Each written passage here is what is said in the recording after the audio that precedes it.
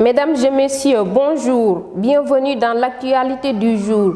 Après l'appel à la résistance fait par le président Ousmane Sonko, un entretien s'est tenu avec Maïmouna Dièye, présidente du mouvement national Jigéeni Pastef. Elle dit « Ousmane Sonko n'a pas failli à la résistance face à l'oppression ». Elle continue toujours ses propos en disant que traiter les patriotes terroristes est juste marrant. La présidente du mouvement national des femmes du PASTEF, bien dans ses habits aux couleurs de son parti, est largement revenue sur ses débuts dans le parti, mais surtout les motivations de son compagnonnage avec Ousmane Sonko. À Thiénaba, le collectif de la défense des intérêts de Thiénaba en colère. Après la sortie du maire de Thiénaba pour balayer d'un revers de main les accusations du collectif, ces derniers ont décidé de passer à la vitesse supérieure.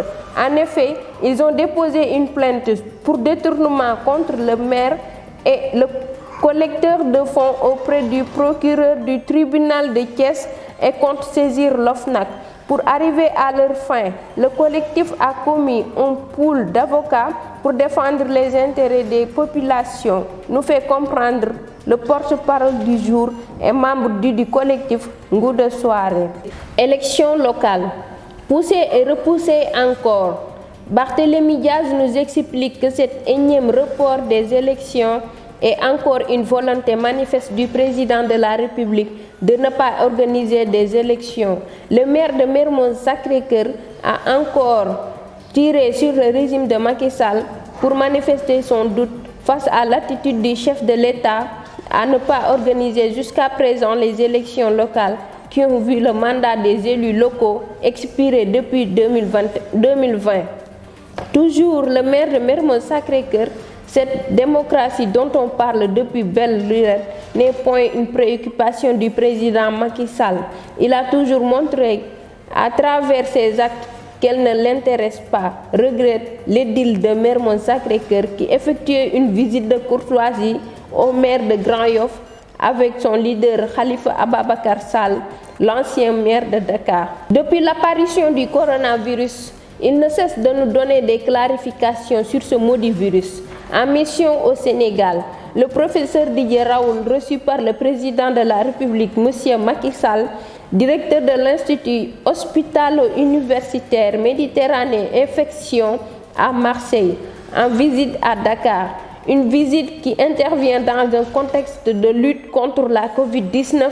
Pour rappel, le professeur a été élevé à la dignité du commandeur dans l'ordre national du Lion par le président à l'occasion de cette audience, une décoration que le professeur reçoit avec beaucoup de fierté. À Kolda, après la convocation de 13 personnes, c'est le tour du chef de protocole de PASTEF à la division des investigations criminelles, Djibi Gueye Ndiaye. Après l'accalmie de ces derniers jours, avec la libération des personnes arrêtées lors des émeutes qui ont secoué le pays au début du mois, des membres de l'opposition dénoncent de nouvelles convocations toujours dans le cadre de cette affaire. Djibi Gueye Ndiaye, le chargé du protocole du président Ousmane Sonko, est convoqué par la division des investigations criminelles pour être interrogé sur les manifestations du 8 février devant son domicile, informe le parti PASTEF. Résilience des systèmes pastoraux. 5 pays du Sahel, dont le Sénégal, bénéficient d'un financement de 375 millions de dollars de la Banque mondiale. La Banque mondiale a débloqué 375 millions de dollars pour aider les pays du Sahel à exploiter pleinement le potentiel du pastoralisme, annonce un communiqué de l'institution financière internationale. Le nombre de ces bénéficiaires directs devait s'élever à 13 millions de personnes environ, y compris des jeunes, dont au moins 30% des femmes. Terminons cette actualité du jour avec le sport. Coupe d'Afrique des Nations, Cameroun 2022, éliminatoire 2022, Sénégal contre Swatini. Sadio Mané, suite au nul contre le Swatini, nous explique qu'il y a des choses à régler, il faut le reconnaître. L'attaquant des Lions du Sénégal a décrypté le match. Il dit Nous devrons revoir notre copie à l'issue des 90 minutes de jeu. Il continue toujours en insistant sur la nécessité qu'il y a à préserver cette invincibilité et des réajustements qu'il faudra apporter. On ne peut pas parler du sport sans la lutte. Le monde de la lutte s'est retrouvé de nouveau. Une journée de lancement officiel de la saison 2020-2021, longuement suspendue par la Covid-19, a été organisée par le promoteur Serigne Modou Niang à l'Arène nationale pour la 8e édition du drapeau Sokhna Fallou Fall.